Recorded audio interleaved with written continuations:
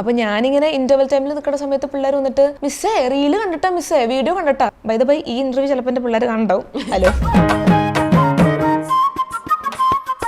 ചിറകടിച്ചുയരുമൻ ചിത്രപ്രതീക്ഷകൾ കനലായി എരിഞ്ഞടങ്ങുമ്പോൾ മനസ്സിലായി. പഴയ കാമുകനാലോയ്ക്ക് കിട്ടും പോടന്ന് ഇനിയിപ്പോ അത് പറയാൻ ചോദിക്കാനായിരിക്കും. അറിയില്ല, ഞാൻ തോൽവി സമ്മതിച്ചിരിക്കുന്നു. അയ്യോ തോറ്റുപോയി. ഇതൊക്കെ കട്ട് ചെയ്ത് കളഞ്ഞേട്ടാ. ഞാൻ ജയിച്ച പോഷൻ മാത്രം ഇട്ടാ മതിയില്ല. പിന്നെയും മുട്ട, ഇനി എത്രണ്ട് വീണ്ടും മുട്ട. മുട്ടയെന്ന് പറയുമ്പോ കിട്ടുന്നൊരു സുഖം.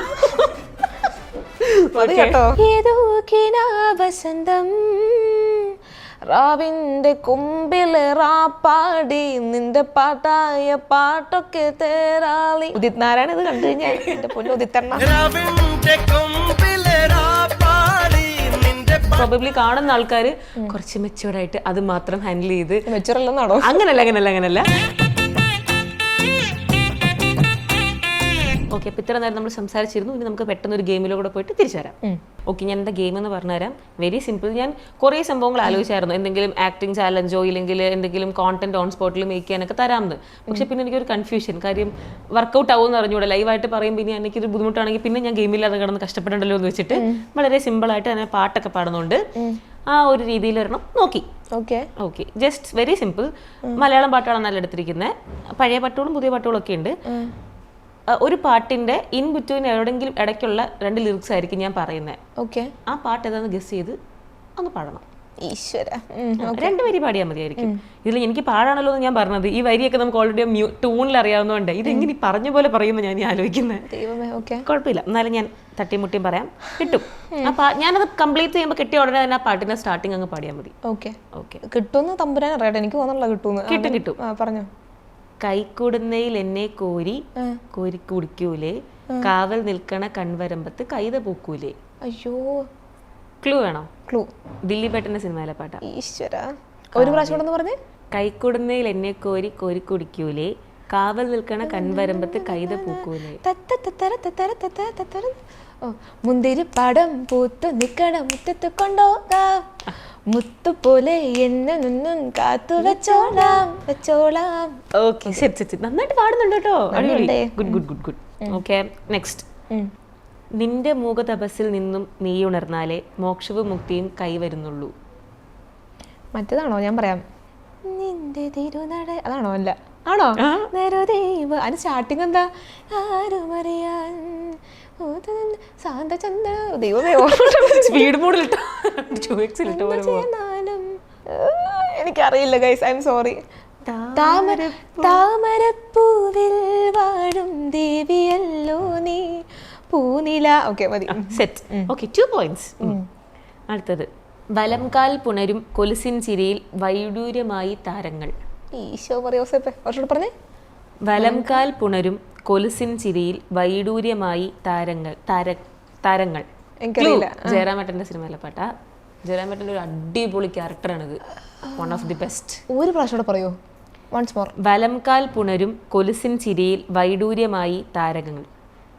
അറിയില്ല, ഞാൻ തോൽവി സമ്മതിച്ചിരിക്കുന്നു. അതിനകത്ത് വേറൊരു വരി ഞാൻ വേണേ പറഞ്ഞു തരാം. അയ്യോ തോറ്റുപോയി. 2 പോയിന്റ് ഉണ്ടായിരുന്നോ? 2-1. 5-6 തോന്നുന്നു. വേഗം പോ. അല്ല, അങ്ങനെയല്ല, എനിക്ക് കിട്ടുന്നു തോന്നുന്നുള്ളത്. അങ്ങനെ I am very bad with lyrics. Okay. മഞ്ഞുരുകിയ മൺചിമിഴിലെ മന്ദഹാസ ദീപ്തിയോടെ നീ എനിക്ക് തുമ്രിയായി.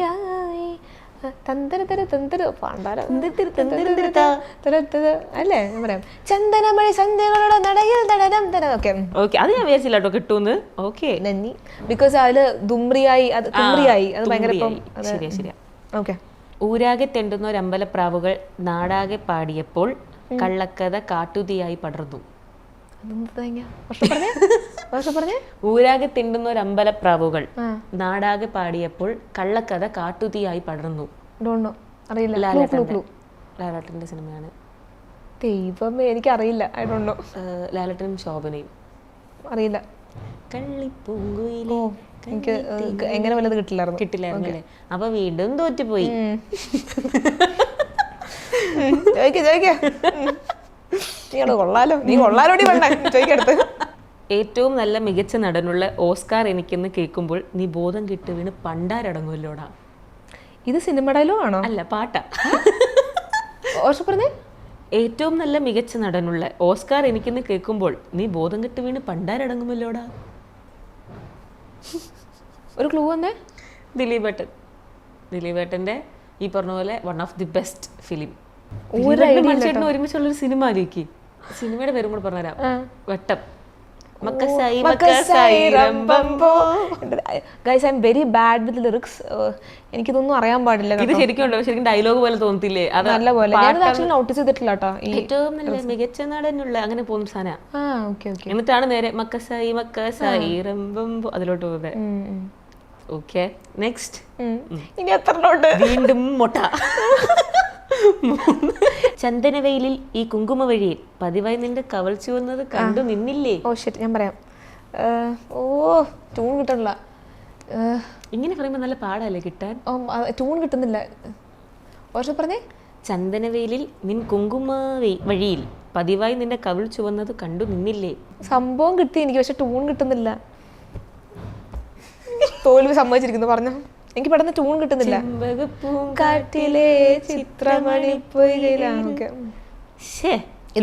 കട്ട് ചെയ്ത് കളഞ്ഞേട്ടാ. ഞാൻ ജയിച്ച പോഷൻ മാത്രം ഇല്ല. പിന്നെയും മുട്ട.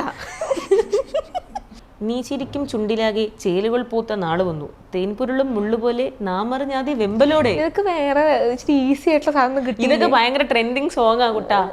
പറഞ്ഞേ. നീ ചിരിക്കും ചുണ്ടിലാകെ ചേലുകൾ പൂത്ത നാള് വന്നു, തേൻപുരുളും മുള്ളുപോലെ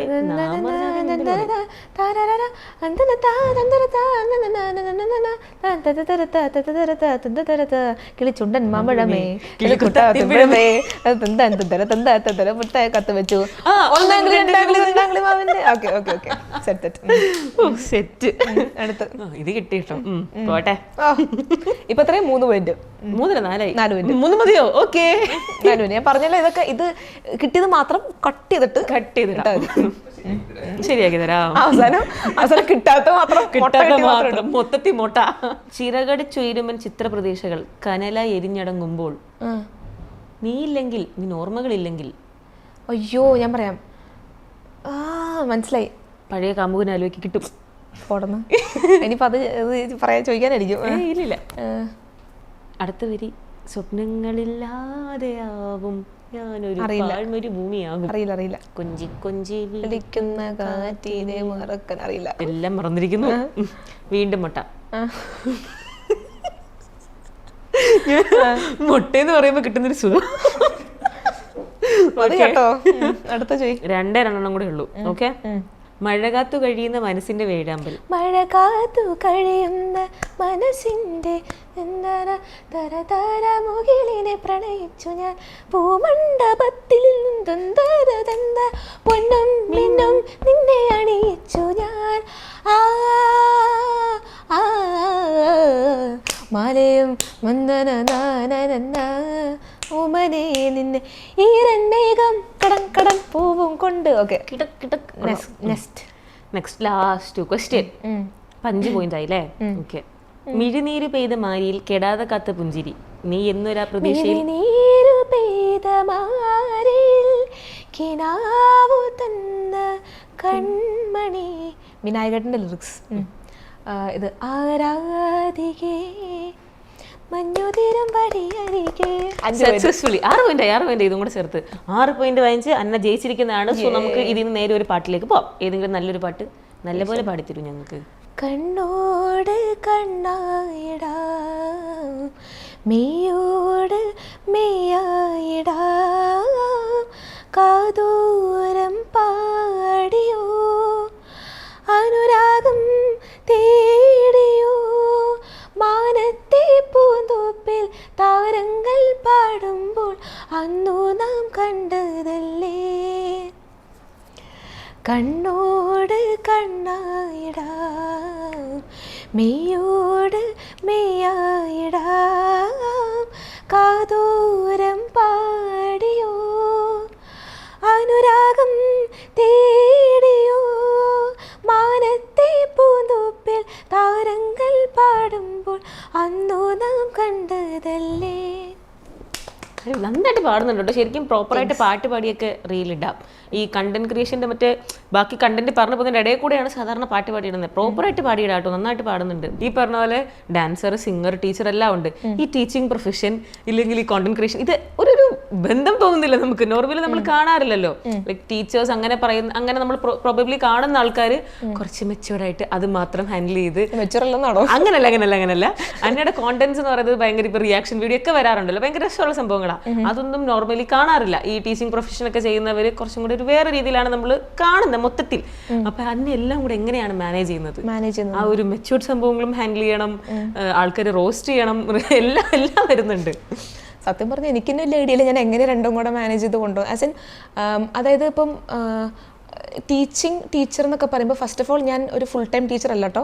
അത് തന്നെ സ്റ്റാർട്ടിങ്ങിലൊന്ന് ഞാൻ പറയാണ്, because I'm just an intern teacher. ഞാൻ BEd എന്ന് പറഞ്ഞ കോഴ്സ് ഇപ്പോൾ ചെയ്തുകൊണ്ടിരിക്കുന്നത്. സോ അതിൻ്റെ പാർട്ടായിട്ട് we have this internship programme. സ്കൂളിൽ പോയിട്ട് നമ്മൾ ഒരു 4 മാസം സ്റ്റുഡൻസിനെ, ഗവൺമെൻറ് സ്കൂളിലെ സ്റ്റുഡൻസിനെ പഠിപ്പിക്കണം. അപ്പോൾ ഈ ടീച്ചിങ്, അതായത് BEd എടുക്കുന്നതിന് മുന്നേയും I had this content creation പരിപാടി. അപ്പോൾ BEd എടുത്ത ടൈമിൽ എനിക്കൊരു ഒരു പോയിന്റിലേക്ക് ഞാൻ എത്തി. അതായത് ദൈവമേ, ഇനിയിപ്പം ടീച്ചറായിട്ട് ഇനി ഒരു സ്കൂളിലേക്ക് കയറുമ്പോൾ ലൈക്ക് പിള്ളേർ എന്ത് വിചാരിക്കും? അതായത് ഇപ്പം കണ്ടന്റ് ക്രിയേഷൻ വീഡിയോസ് കാണുമ്പോൾ പിള്ളേർ എങ്ങനെ പോലും ക്ലാസ് വന്നിട്ട് മിസ്സേ വീഡിയോ കണ്ടോ എന്ന് പറയുമ്പോൾ നമുക്കൊരു ഇതാണല്ലോ. പിന്നെ ഞാൻ വിചാരിച്ചു അത് ഇറ്റ് ഡസൻറ്റ് മാറ്റർ, ലൈക്ക് നമ്മൾ അങ്ങനെ വിചാരിച്ചുകൊണ്ടിരുന്നെങ്കിൽ നമ്മളവിടെ ഇരിക്കത്തേ ഉള്ളൂ. പിന്നെ ഈ പറഞ്ഞ പോലെ എനിക്ക് പറഞ്ഞത് ദർ ഇസ് അതായത് നമ്മൾ ടീച്ചേഴ്സ് ആയതുകൊണ്ട് ഇങ്ങനെ ചെയ്യാൻ പാടില്ല, അങ്ങനെ ചെയ്യാൻ പാടില്ല, അങ്ങനെയൊന്നുമില്ല. ആൻഡ് കുറേ പേര് എൻ്റെ അടുത്ത് ഇങ്ങനെ ചോദിക്കാറുണ്ട്, ഇത് ഈ ടീച്ചറായിട്ട് എങ്ങനെ വീഡിയോസ് ചെയ്തിടാൻ പറ്റണു, ഇങ്ങനെ റിയാക്ഷൻ വീഡിയോസ്. കാരണം മിക്ക ടീച്ചേഴ്സും അങ്ങനെ, എനിക്ക് പറഞ്ഞത് 1-2 ക്രിയേറ്റേഴ്സ് ഉണ്ട് ലൈക്ക് ഇങ്ങനെ ടീച്ചിങ് പ്രൊഫഷൻ ഇതും കൂടെ മാനേജ് ചെയ്ത് കൊണ്ടുപോകുന്നത്. But I don't think it matters at all. Like doesn't matter as long as നിങ്ങൾ ചെയ്യുന്നത് നിങ്ങൾ ഹാപ്പിനെസ് കണ്ടെത്തുകയാണെങ്കിൽ അതിൽ ബാക്കി കാര്യങ്ങളൊന്നുമില്ല. ഇല്ല. ഇപ്പൊ പഠിപ്പിക്കുന്ന സ്കൂളിലെ സ്റ്റുഡൻസ് ചോദിക്കാറുണ്ടോ കണ്ടിട്ട്? ഇതുപോലെ ചോദിക്കാറുണ്ട്. പിന്നെ ക്ലാസ്സിൽ വന്നു കഴിയുമ്പോൾ ഇന്റർവൽ ടൈം ആകുമ്പോൾ ഇങ്ങനെ മിസ്സേ മറ്റേ റീല്, ഞാൻ പഠിപ്പിക്കുന്ന പള്ളുരുത്തിയിലുള്ള സ്കൂളിലാണ്. അപ്പൊ അവിടെ ക്ലാസ്സിലെ സ്റ്റുഡൻസിന് high school 8th 9th. Okay. 10th നമുക്ക് തരില്ല, കാരണം SSLC ആണല്ലോ, ഭയങ്കര ക്രൂഷ്യൽ ആയിട്ടുള്ള സംഭവം. മതി, അവരൊക്കെ ഭയങ്കര ആക്റ്റീവാണ്, നമ്മളെക്കാട്ടിലും ആക്റ്റീവായി. നമ്മുടെ അന്ധകാലത്തെ പിള്ളേരൊന്നും അല്ല. അപ്പോൾ സ്കൂളിൽ പോകുന്ന ടൈമിൽ ഇതുപോലെ ഞാൻ പഠിപ്പിക്കുന്നത് ആ കൊച്ചി ഭാഗത്തുള്ള കുട്ടികളെയാണ്. അപ്പോൾ അവർക്കൊരു പ്രത്യേക ഒരു സ്ലാങ് ഉണ്ട്. അതായത് എന്തിനാണ് മിസ്സേ, അല്ലെങ്കിൽ പോണെയാണോ വരണയാണോ, ആ ഒരു സ്ലാങ് അവർക്കുണ്ട്. അപ്പോൾ ഞാനിങ്ങനെ ഇന്റർവൽ ടൈമിൽ നിൽക്കുന്ന സമയത്ത് പിള്ളേർ വന്നിട്ട് മിസ്സേ റീല് കണ്ടിട്ടാ, മിസ്സേ വീഡിയോ കണ്ടിട്ടാ. ഓ ശരി ആയിക്കോട്ടെ. നമുക്ക് അത്ര അങ്ങനെ ബൈ ദ ബൈ ഈ ഇന്റർവ്യൂ ചിലപ്പോൾ എൻ്റെ പിള്ളേർ കാണണ്ടാവും. ഹലോ, ഫോളോവേഴ്സ് കൂടി ക്ലാസ്സിൽ പോയി പിള്ളേരെ അടുത്ത് എല്ലാവരും ഫോളോ ചെയ്യും. ഞാനങ്ങനെ ഫോളോ ചെയ്യാൻ പ്രത്യേകിച്ച് പറഞ്ഞിട്ടില്ല. എനിക്ക് തോന്നുന്നത് സ്കൂളിൽ ചെന്നിട്ട് സെക്കൻഡ് വീക്ക് ആയപ്പോൾ തന്നെ പിള്ളേർ കണ്ടുപിടിച്ചു. അതായത് പിള്ളേർക്ക് ഐഡന്റിറ്റി കാർഡ് കാണാൻ പറ്റും. അപ്പോൾ പിള്ളേർ നോക്കിയിട്ട് സെർച്ച് ചെയ്തിട്ട് നമ്മുടെ കാലത്തെ ടൈപ്പ് പിള്ളേരൊന്നും അല്ല, ഫുൾ പ്രൊഫൈൽ ഹിസ്റ്ററി ബാക്ക്ഗ്രൗണ്ട് ഭയങ്കര സ്മാർട്ട് ആയിട്ടുള്ള പിള്ളേരാട്ടോ. അപ്പം പിള്ളേർ കണ്ടുപിടിച്ചു. പിള്ളേർ പിന്നെ അടുത്ത ദിവസം ക്ലാസ്സിൽ വരുമ്പോൾ they ask about it, like miss ആ വീഡിയോ കണ്ടായിരുന്നു, അതെന്താ മിസ് ഇങ്ങനെ അങ്ങനെയൊക്കെ ചോദിക്കുകയൊക്കെ ചെയ്യും. അപ്പം നമ്മൾ ഒരുപാട് അങ്ങനെ തടഞ്ഞു കൊടുക്കാനായിട്ട് പാടില്ല. നമ്മൾ ഭയങ്കര സ്ട്രിക്റ്റ് ആയിട്ട് ഒരു രീതിയിൽ തന്നെ. ഞാൻ ശരിക്കും വിചാരിച്ചത് ഞാൻ ഭയങ്കര കൂളായിട്ടുള്ള ടീച്ചർ ആവുമെന്നാണ്. അല്ല, പക്ഷെ അല്ല. അതായത് ഞാൻ ആക്ച്വലി സ്കൂളിൽ പോകുന്നതിന് മുന്നേ ഞാൻ വിചാരിച്ചത് ഞാൻ ഭയങ്കര കൂളായിട്ടുള്ള ഭയങ്കര വൈബ് മിസ്സായിരിക്കുന്ന. പക്ഷെ ടീച്ചിങ് തുടങ്ങി കഴിഞ്ഞപ്പോഴാണ് മനസ്സിലായത് നമ്മുടെ പണ്ടത്തെ കാലത്തെ ടീച്ചേഴ്സ് പറയുന്ന കുറേയൊക്കെ കാര്യങ്ങൾ എന്തുകൊണ്ട് എങ്ങനെയായി ശരിയാണെന്നുള്ളത്. അതായത് I'm not saying like ഭയങ്കര സ്ട്രിക്റ്റ് എന്നല്ല. ഇപ്പൊ പിള്ളേരുടെ അടുത്ത് നോട്ട് കംപ്ലീറ്റ് ചെയ്യാൻ പറയുകയാണെങ്കിൽ നമ്മൾ 2 പ്രാവശ്യമൊക്കെ പറയും നോട്ട് കംപ്ലീറ്റ് ചെയ്യണം, പിന്നെ പിള്ളേർ ചെയ്യില്ല. അപ്പൊ നമ്മൾ എങ്ങനെ പോയില്ല പണ്ടത്തെ ശൈലി നമ്മൾ നോട്ട് കംപ്ലീറ്റ് ചെയ്യണമെന്ന് പറയേണ്ടി വരും. മറ്റേ സ്ഥിരം ഡയലോഗ് പറയാറുണ്ടോ, ഇതുപോലൊരു ക്ലാസ് ഞാൻ എന്റെ ടീച്ചിങ് ഹിസ്റ്ററി കണ്ടിട്ട് അങ്ങനെ പറയാറായിട്ടുള്ള ഒരു ഇതെനിക്ക് ആയിട്ടില്ലല്ലോ. ഏറ്റവും കൂടുതൽ കേട്ടിട്ടുള്ള ക്ലീഷേ ഡയലോഗ്സ് ഏതായിരിക്കും പഠിച്ചോണ്ടിരുന്ന സമയത്ത് ടീച്ചേഴ്സിന്റെ സൈഡിൽ നിന്ന്? ഈ പറഞ്ഞ സംഭവം. പിന്നെ വാട്ട് എൽസ്, ഇതെന്താ ചന്തയാണോ? പിന്നെന്താ, പിന്നെ കുറേ ഉണ്ടല്ലോ. അതായത് ഈ ഒരു സ്പെസിഫിക് ആയിട്ടുള്ള സ്റ്റുഡന്റ് ഉണ്ടാവുമല്ലോ, അപ്പൊ ആ കൊച്ചിന്റെ നോട്ട് ഭയങ്കര അടിപൊളിയായിരിക്കും. അപ്പൊ ആ കൊച്ചിന്റെ സ്പെസിഫിക് ആയിട്ട് അവന്റെ നോട്ട് നോക്കൂ, നിങ്ങളുടെ നോട്ട് എന്താണ് ഇങ്ങനെ അങ്ങനെ. ടീച്ചേഴ്സിന്റെ കളിയാക്കി പറഞ്ഞല്ലോ കേട്ടോ, ആ ഒരു സെൻസിൽ എടുക്കുകയും ചെയ്യരുത്. എനിക്ക് ശരിക്കും പറഞ്ഞ ഇന്റേൺഷിപ്പ് സ്റ്റാർട്ട് ചെയ്തപ്പോൾ ടീച്ചിങ് എന്നുള്ള പ്രൊഫഷനോട് ഭയങ്കര ഒരു വല്ലാത്തൊരു തരം ബഹുമാനം എനിക്ക് വന്നായിരുന്നു. ഓക്കെ, ഇത് തന്നെയായിരുന്നു നേരത്തെ കുഞ്ഞിലെ സ്കൂളിൽ പഠിക്കുന്ന സമയത്തൊക്കെ തന്നെ എനിക്ക് ടീച്ചിങ് പ്രൊഫഷനിലോട്ട് പോകണം എന്ന് തന്നെയായിരുന്നു ആഗ്രഹം. പിന്നെ എനിക്ക് പക്ഷെ ടീച്ചിങ് എനിക്ക് ഇഷ്ടമാണ്. പക്ഷെ ഐ ഡോണ്ട് തിങ്ക് അതൊരു പാഷൻ ആണെന്ന് ചോദിക്കുവാണെങ്കിൽ എനിക്കറിയില്ല. ടീച്ചിങ് എനിക്ക് ഇഷ്ടമാണ്. ഇപ്പം ഞാൻ പഠിപ്പിക്കുന്ന സബ്ജക്റ്റ് ബയോളജിയാണ്. അപ്പം എനിക്ക് ബയോളജി ഇഷ്ടമാണ്. പക്ഷേ എഗെയിൻ എനിക്ക് സബ്ജക്റ്റിനോട് ഭയങ്കര പാഷൻ അത്രയൊന്നുമില്ല. അപ്പോൾ ഇപ്പം ഈവൻ ഇഫ് എനിക്ക് ഇംഗ്ലീഷ് പഠിപ്പിക്കാൻ തന്നാൽ അല്ലെങ്കിൽ കണക്ക് പഠിപ്പിക്കാൻ തന്നാൽ ഞാൻ പഠിപ്പിക്കും. ഐ മീൻ റിസർച്ച് ചെയ്ത് നല്ലോണം പഠിച്ച് പഠിപ്പിക്കും. എന്ത് തേങ്ങ പഠിപ്പിക്കുന്നില്ല, അതായത് അതിനെക്കുറിച്ച് പഠിച്ചിട്ട് ഞാൻ പിള്ളേരെ പഠിപ്പിക്കും. പക്ഷേ എനിക്ക് തോന്നുന്നത് പ്രൈമറിലി എനിക്ക് താല്പര്യം ഈ പറഞ്ഞ അഭിനയം, കുറച്ചും കൂടെ എന്താ പറയാ മോഡലിംഗ് ഓക്കെ ഇഷ്ടമാണ്. പക്ഷെ കുറച്ചും കൂടെ എനിക്ക് ഇഷ്ടം ഈ തിയേറ്റർ ടൈപ്പ് പരിപാടികളാണ്, നാടകം, അഭിനയം, അങ്ങനത്തെ പരിപാടിയൊക്കെ. അപ്പൊ ഇത് ശരിക്കും പറഞ്ഞാൽ പഠിത്തം എപ്പോഴും നമ്മൾ സ്റ്റേബിൾ ആക്കണമല്ലോ, ഐ മീൻ കംപ്ലീറ്റ് ചെയ്യണമല്ലോ. നമുക്കൊരു സേഫ്റ്റി നെറ്റ് എപ്പോഴും വേണമല്ലോ. But I think you are a cool teacher because പണ്ടൊക്കെയാണ് നമ്മൾ കണ്ടുകൊണ്ടിരുന്നത് കേൾക്കുന്നുണ്ടല്ലോ അല്ലേ ഈ V good very very good നക്ഷത്രം ഇതൊക്കെ കിട്ടാൻ ഞാനൊക്കെ നോക്കിയിരുന്നിട്ടുണ്ട്. അതിന്റെയൊക്കെ ഹൈലൈറ്റിൽ ഞാൻ സ്റ്റോറി കിടക്കുന്നുണ്ട്, കുട്ടികൾക്ക് ടിക്കറ്റ് വി ഗുഡ് 4 നക്ഷത്രമൊക്കെ വരച്ചിട്ട് നല്ലപോലെ സ്റ്റഡി ചെയ്തിട്ടുണ്ട്. പിന്നെ അതൊക്കെ വേണമല്ലോ. അതായത് ഞാൻ സ്കൂളിൽ പഠിക്കുന്ന സമയത്ത്, അത് 8th പഠിക്കുന്ന, ശരിയാണല്ലോ, 8th 9th പഠിക്കുന്ന സ്റ്റുഡൻസിനാണ് വി ഗുഡ് നക്ഷത്രം. ഞാൻ ആക്ച്വലി പഠിക്കുന്ന സമയത്ത് എനിക്ക് ഭയങ്കര താല്പര്യമായിരുന്നു. ഞാൻ അത് ചില പഠിപ്പിക്കുട്ടിയായിരുന്നു, ലൈക്ക് അങ്ങനെ നല്ല പഠിപ്പിക്കുട്ടിയായിരുന്നു. അപ്പൊ ആ സമയത്ത് എനിക്ക് ഒരു ആഗ്രഹമൊക്കെ ഉണ്ടായിരുന്നു, നമ്മുടെ നോട്ട് കാണുമ്പോൾ മിസ്സിന് എന്ത് വിചാരിക്കും, മിസ് വെരി ഗുഡ് ഇട്ട് തരൂ, അങ്ങനത്തെ ഒരു ഇതൊക്കെ എനിക്ക് ഭയങ്കര ആഗ്രഹമായിരുന്നു. പക്ഷെ കിട്ടാറില്ല, കാര്യം നമ്മൾ സബ്മിറ്റ് ചെയ്യണമല്ലോ ബുക്ക്, നല്ലത് കിട്ടുമോ. പക്ഷെ അതിന് നിൽക്കാറില്ലല്ലോ. ഞാനിപ്പോൾ ട്രൈ ചെയ്യാറുണ്ട്. നമ്മൾ കുഞ്ഞായിരിക്കുന്ന സമയത്ത് we expect something from our teachers, right?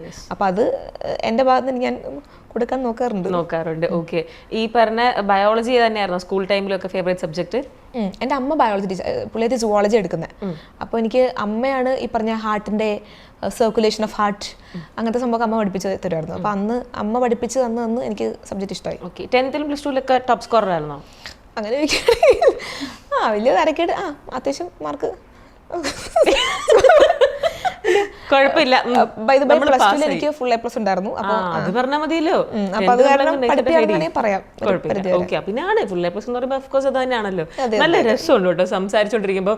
Full of എക്സ്പ്രഷനും കാര്യങ്ങളും സൗണ്ട് മോഡുലേഷനും ഒക്കെ ആയിട്ടാണ് എനിക്ക് റിപ്ലൈ വന്നുകൊണ്ടിരിക്കുന്നത്. രസമുണ്ട്. നിങ്ങൾ ഇന്റർവ്യൂ കാണുമ്പോൾ നിങ്ങൾക്ക് അത് മനസ്സിലാവും. കൊള്ളാം, രസമായിട്ടുണ്ട്. ഞാൻ എൻ്റെ ഒരു പേഴ്സണൽ ആഗ്രഹം ചോദിക്കട്ടെ. ഇപ്പൊ കഴിഞ്ഞ ദിവസം ചോദിക്കണേ, ഞാനൊരു പേഴ്സണൽ ആയിട്ടുള്ള കാര്യം ചോദിക്കട്ടെ. പേഴ്സണൽ ആഗ്രഹം എന്ന് പറഞ്ഞത് പേഴ്സണൽ കാര്യമല്ല, ആഗ്രഹം. കഴിഞ്ഞ ദിവസം മറ്റേ മോസ്റ്റ് ഷോൺ ഇൻ ഫീഡ് എന്ന് പറഞ്ഞിട്ടൊരു സംഭവം ചെയ്തില്ലേ? മോസ്റ്റ് ഈ ഫീഡിൽ ഏറ്റവും കൂടുതൽ കയറി വരുന്ന കുറേ സംഭവങ്ങൾ. ഇപ്പൊ ലാസ്റ്റ് ചെയ്തത് പാട്ടുകൾ, ഓഡിയോസ്. അപ്പൊ അതിന് ആദ്യം ഒരു പാട്ട് പറയുന്നുണ്ടല്ലോ, ഏതായിരുന്നു? 2 വോയിസിൽ പാടുന്നത്. അതൊന്ന് പാടും. 2 രീതിയിലും സെറ്റ് സാധനം അത്. ഏതോ വസന്തം റാവിന്റെ കൊമ്പില് റാപ്പാടി നിന്റെ പാട്ടായ പാട്ടൊക്കെ തേരാളി. ഉദിത് നാരായണ ഇത് കണ്ടു കഴിഞ്ഞാൽ കാണില്ല, പക്ഷെ എന്നാലും ഉദിത്തണ്ണ അയ്യോ ഒന്നും വിചാരിക്കല്ലേ. കൊള്ളാട്ടോടാ, നീ അടിപൊളിയാണ്, എനിക്ക് ഇഷ്ടപ്പെട്ടു. നന്ദിയുണ്ട്. In Mammookka's voice. അതെ. സ്വിമ്മിങ്ങിനൊക്കെ പോകുന്ന കണ്ടിട്ടുണ്ടായിരുന്നു. അതിനകത്ത് അമ്മയുടെ മാസ്മരികമായ ഫോട്ടോ എടുക്കാനുള്ള കഴിവ്, വീഡിയോ എടുക്കാനുള്ള കഴിവ്, ഞാൻ അമ്മയുടെ ഫാനായി. പ്രത്യേകിച്ച് ആ ഒരു മണിയനിച്ച ലുക്ക്.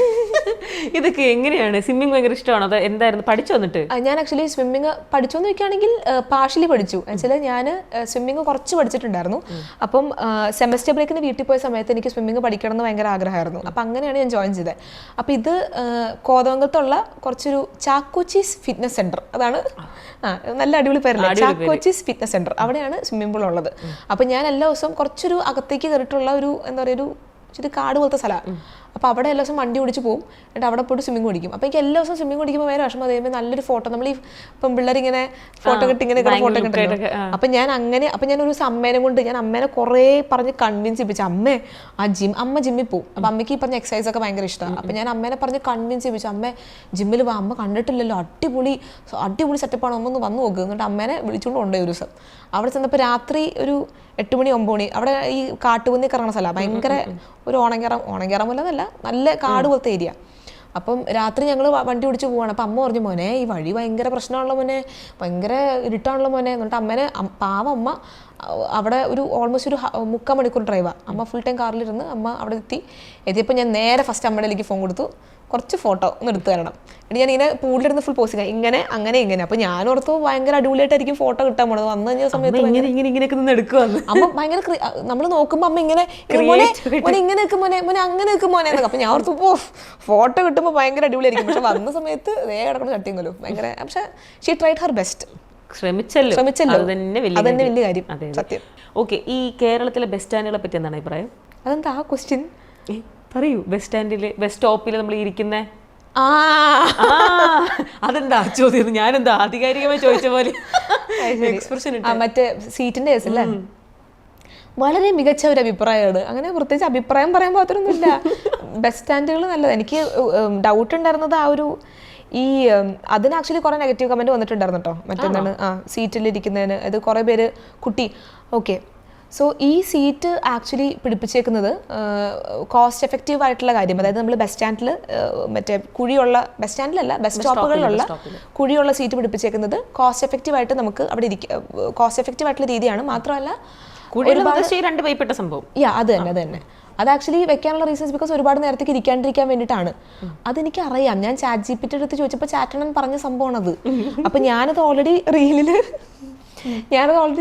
മെൻഷൻ ചെയ്യുന്നുണ്ട്. ഇങ്ങനെ പറഞ്ഞു, ഞാൻ കമന്റിൽ മെൻഷൻ ചെയ്തിട്ടുണ്ട്. കുറേ ആൾക്കാർ അതിൻ്റെ താഴെ വന്നിട്ട് ഈ മാൻസ്പ്ലെയിനിങ് എന്ന് പറഞ്ഞ സാധനമുണ്ട്. അതായത് കുട്ടി ഇതാണ് ഇത് ഒരു ഇന്ന പാരഗ്രാഫ് ഞാൻ ഓൾറെഡി ആ കമന്റിന്റെ അകത്ത് ഞാൻ പറയുന്നവര്. അതായത് റീലിന്റെ അകത്ത് ഞാൻ പറഞ്ഞേക്കുന്നത് കോസ്റ്റ് എഫക്റ്റീവ്നെസ്സും അതുപോലെ എയർ പാസേജിന് വേണ്ടിയിട്ടാണെന്നുള്ള രീതിക്കാണ് പറഞ്ഞേക്കുന്നത്. റീലിൽ അത് രണ്ടും മാത്രമേ മെൻഷൻ ചെയ്തിട്ടുള്ളൂ. കമന്റിൽ ഞാൻ ഐ മെൻഷൻഡ് അബൌട്ട് ഒരുപാട് നേരത്തേക്ക് ഇരിക്കാതിരിക്കാൻ വേണ്ടിയിട്ടുള്ള സംഭവം. ഇത് ആൾക്കാരിത് കാണാത്താണോ അതോ എനിക്കറിയാൻ പാടില്ല. അതിനകത്ത് കുറേ പാരഗ്രാഫ് ഉണ്ട്. കുട്ടി ഇത് അവിടെ വെച്ചിരിക്കുന്നത് ഒരുപാട് നേരത്തേക്ക് ഇരിക്കാൻ. ഇനി അതും പോരാ അതിൻ്റെ ആ റീൽ എനിക്ക് അയച്ചു തന്നിട്ട് കുട്ടി ഇത് ഇവിടെ വെച്ചിരിക്കുന്നത് ഐ നോ ദാറ്റ് അങ്ങനെ. സോ അത് കുറെ നെഗറ്റീവ് കമന്റ്സ് വന്നിട്ട് റീലാണ്. പക്ഷെ അത് കാര്യമാണ്, സത്യം. നമുക്ക് എവിടെയെങ്കിലും പോയി ഇരിക്കാൻ പാടാ, ലിറ്ററലി പാടാ. കുറച്ച് നേരത്തേക്കാണേലും കുറെ നേരത്തേക്കാണേലും അവിടെ ഇരിക്കാൻ ഭയങ്കര ബുദ്ധിമുട്ടാണ്. ഈ റീലാണെങ്കിലും അതെ. ഇപ്പം ഞാൻ നേരത്തെ പറഞ്ഞതുപോലെ ഞാനും അമ്മയും ബസ് സ്റ്റോപ്പിൽ ഇരിക്കുന്ന സമയത്ത് ഞങ്ങൾ ആ സീറ്റിൽ ഇരിക്കായിരുന്നു. അപ്പം അമ്മ ഇങ്ങനെ എൻ്റെ അടുത്ത് പറയായിരുന്നു, എൻ്റെ പൊന്നു ദൈവം ഇതിൽ എങ്ങനെ ഇരിക്കാനാന്ന് പറഞ്ഞപ്പോഴാണ് ശരിയാണല്ലോ. അപ്പം അമ്മ എന്നെ പറയുന്നത് ചിലപ്പോൾ പട്ടിക്ക് കയറി കിടക്കാണ്ടിരിക്കാൻ വേണ്ടിയിട്ടായിരിക്കും ഇങ്ങനെ ചെയ്തത്. അപ്പോഴാണ് പെട്ടെന്ന് ആ ഒരു ഐഡിയ. ഇതുപോലത്തെ ഐഡിയ ഞാൻ ചോദിച്ചേ, ഇങ്ങനെ ഭയങ്കര റിലേറ്റ് ആവുന്ന ഈ ഐഡിയ എങ്ങനെ കിട്ടുക? ഇങ്ങനെ ഇപ്പം കണ്ടു ഓക്കെ ഇതെന്നാ ഒരു കണ്ടന്റ് ചെയ്തേക്കാം. എനിക്ക് ആ ടൈമിൽ പെട്ടെന്ന് എനിക്ക് ഓർത്തിട്ട് എനിക്ക് കിട്ടുന്നത് അങ്ങനെ ഇന്ന റീസൺ അങ്ങനെയൊന്നുമില്ല. ഓൺ ടൈമിൽ എനിക്ക് പെട്ടെന്ന് തോന്നുന്നു അപ്പം തന്നെ ചെയ്യുന്നു. ഇപ്പോൾ ഫുട്ബോൾ, ക്രിക്കറ്റ് ആ സാധനം എനിക്ക് തോന്നുന്നത് രാത്രി ടയേർഡായിട്ട് വന്ന സമയത്ത് ഞാൻ ടൈലർ സ്വിഫ്റ്റ് ഉണ്ടല്ലോ സിംഗർ, അറിയാം. ഞാൻ ഭയങ്കര ടൈലർ സ്വിഫ്റ്റ് ആരാധിക്കുക കേട്ടോ. എനിക്ക് പുള്ളിക്കത്ര പാട്ടൊക്കെ വളരെ ഇഷ്ടം. അപ്പം ഞാനൊരു പോസ്റ്റ് കണ്ടു, അതായത് ടൈലർ സ്വിഫ്റ്റിൻ്റെ എന്തോ സംഭവം. താഴെ ഫുൾ കമൻസ് ഇങ്ങനെ അന്ധമായിട്ട് ആരാധിക്കരുത്, അങ്ങനെയാണ് ഇങ്ങനെയാണ് എന്നൊക്കെ പറഞ്ഞ് ഭയങ്കര കമൻസ്. അപ്പോൾ അതുകൊണ്ട് ഐ വാസ് ലൈക്ക് ശരിയാണല്ലോ. അപ്പോൾ ഇപ്പം ഇനി റൊണാൾഡോ അല്ലെങ്കിൽ മെസ്സി റൊണാൾഡോ ഫാൻസിലെ മെസ്സി ഫാൻസ് ഇത് പൊങ്കാലിടുമായിരിക്കും. ഓക്കെ ഡോണ്ട് കെയർ, കാര്യം മനസ്സിലാവും. ഓക്കെ. അപ്പം ഇതേ സെയിം സംഭവം ആണുങ്ങളുടെ പെർസ്പെക്റ്റീവിലാണ് നടക്കുന്നെങ്കിൽ, ഐ മീൻ ആണുങ്ങളുടെ പെർസ്പെക്റ്റീവിലാണ് നടക്കുന്നെങ്കിൽ നോ വൺ വിൽ ക്വസ്റ്റ്യൻ ചെയ്യില്ലെന്നല്ല. പക്ഷെ ഇത്രയും ഉണ്ടാവില്ല. അതായത് ഇത് ഏത് വർഷത്തിലാണ് കപ്പ് ജയിച്ചത് അങ്ങനെ ചോദിക്കില്ല. We don't mind at all. അതാണ് ഓക്കെ.